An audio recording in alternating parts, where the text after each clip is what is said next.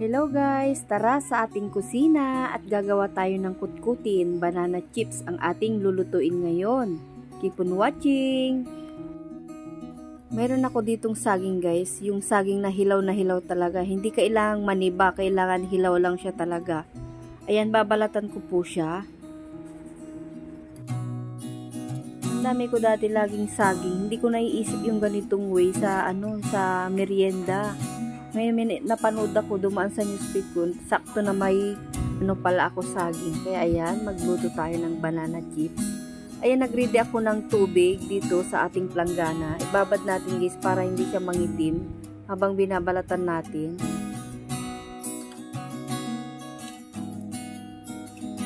Ayan, pagkatapos nating balatan, hihiwain natin siya ng medyo maninipis. Kung may peeler naman po kayo, maganda po yun para mas manipis pa yung ating banana chips. Ayan, ito na siya guys.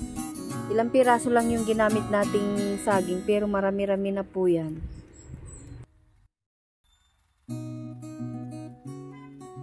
Ngayon naman, para mas malutong yung ating banana chips, gagawa tayo ng paraan.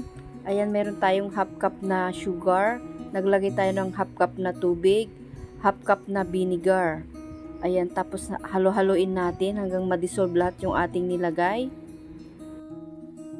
Ngayon naman, isit aside natin at magpapainit na tayo ng mantika. Lagyan natin ng maraming mantika guys. Kailangan nakalubog yung ating banana chips. Ayan, maglagay na tayo. Naku, nasarapan yung mga anak ko guys nung unang gawa ko, kaya nag-ulit-ulit akong gumawa. Ayan, hayaan lang natin ito hanggang sa lumutong. Saglit lang siyang lumutong guys. Yung kailangan medyo malakas-lakas yung apoy natin. Pero nung malutong na siya, hininaan ko na siya ng kaunti.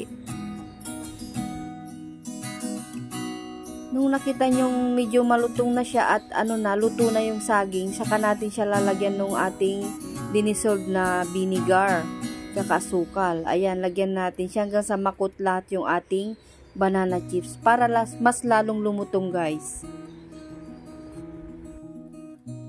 Napakadali lang siyang gulutuin pala nitong banana chips. Ayan, tapos na. Ayan, luto na yan guys, malutong na yan. Hanguin na natin. Masarap itong kutkutin guys habang nanonood ng TV at habang nagkukwentuhan. Ayan, sa pangalawang batch, maglagay tayo ulit. Yun, nais ko lang pong shoutout yung mga bago nating followers, saka yung ating mga viewers. Maraming pong salamat sa laging suporta.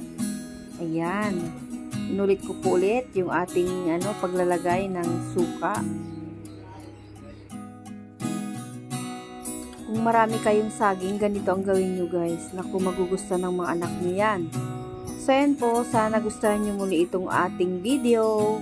Pa-like and share naman po.